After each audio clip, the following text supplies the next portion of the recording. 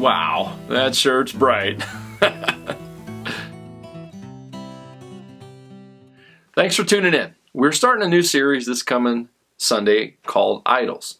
Now, you may be thinking, it's kind of a dated term, and I wonder, maybe shudder a little bit to think what kind of images are going through people's minds when we say the word idols. You're probably thinking ancient rituals, strange, odd, terrible sacrifices. And certainly, biblically, those kinds of images are true and would hold to be true. Because the Bible is filled with stories of the nation of Israel and their trouble with idols. It started with Abraham.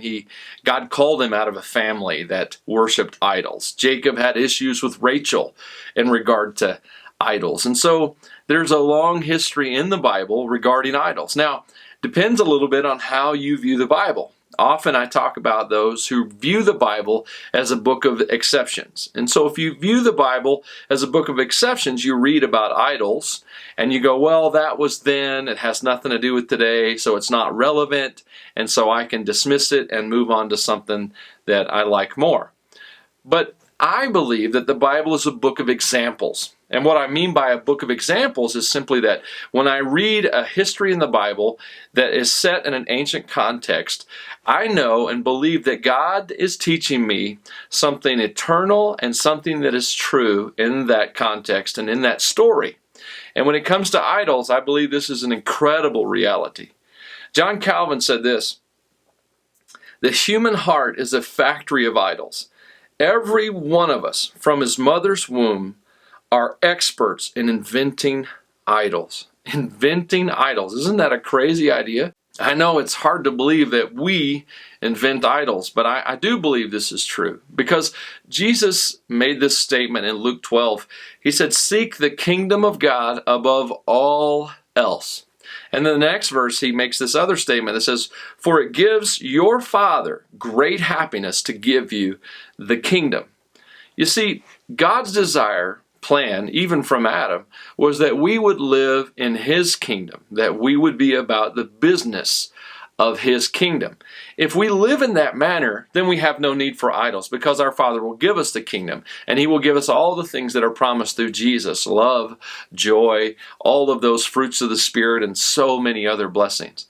But what we normally do is that we work toward the building of our own kingdom.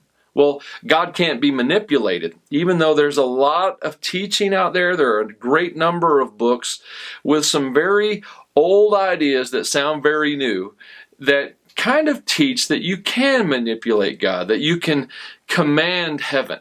But Christianity and the work of the kingdom demands that we are commanded by heaven, not that we command heaven. Because when Jesus came, He didn't come to do His own will and ask the Father to give Him a stamp of approval. Jesus said, "I do what I see the Father doing. I say what the Father says in the way that the Father says I should say it." Those are the kinds of statement Jesus made, which indicate that when He was on earth, He was commanded by heaven. What does this have to do with us and idols? When we're trying to build our own kingdom, well, then we need idols to help us accomplish our goals. We ask for other gods to give us the things that we want. And so this is what creates that idol factory in the heart. First, we need to realize that anything or anyone can become an idol. If anything in our life, whether it's a person, a relationship, a hobby, a possession, you name it, if it takes the place of God in our heart, if it's something that we love more than God, we enjoy being with more than God, we enjoy doing that thing more than being with God, if anything like that is in our life, then it has become an idol. It has taken God's place in our heart. Now, I don't know if you know the 10 Commandments off the top of your head. They're not very popular nowadays. But let me read you the first 2 commandments out of Exodus. "You must not have any other God but me. You must not make for yourself an idol or any kind of image of anything in the heavens or on the earth or in the sea. You must not bow down to them or worship them.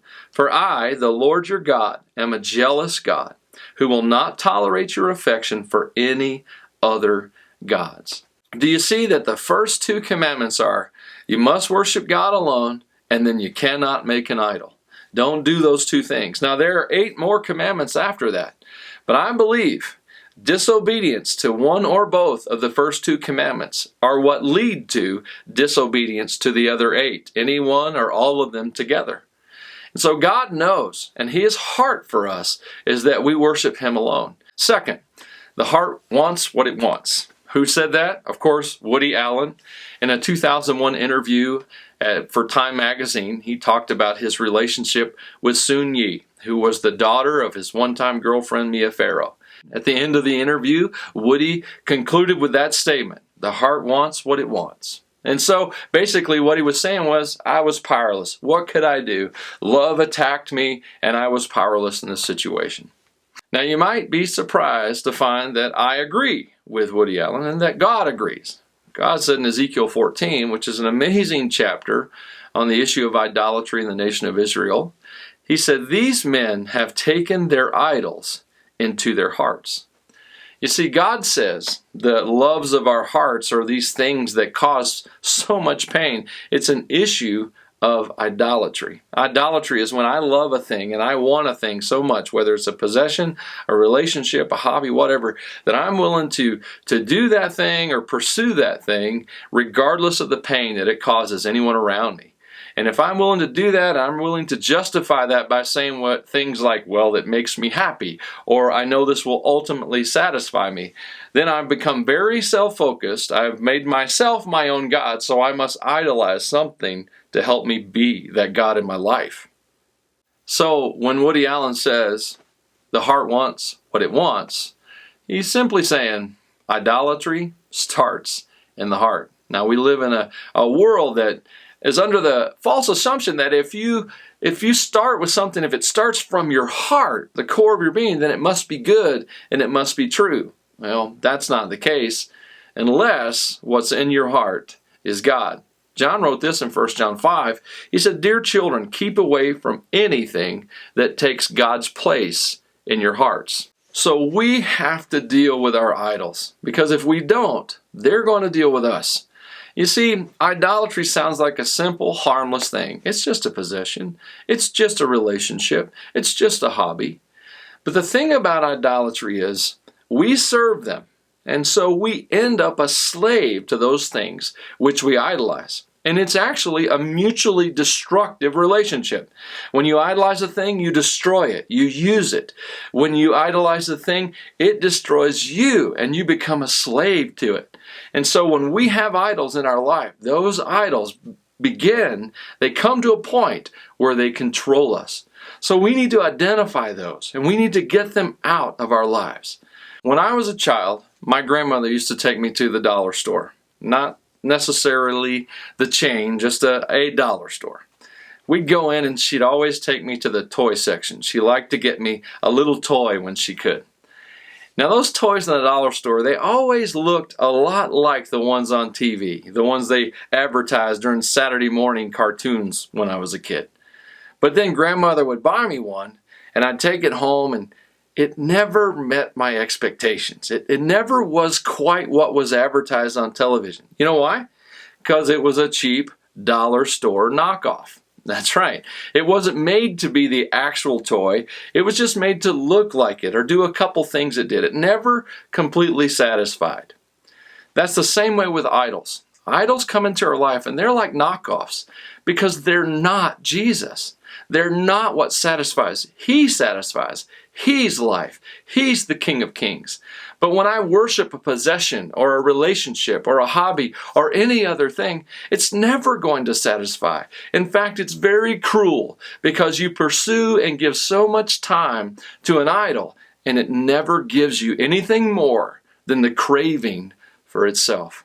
So as we go through this series, my prayer for you is that you and that I will be made free from the idols in our life. I hope that you'll stay with us. There are 3 messages in this series that I'm very excited about.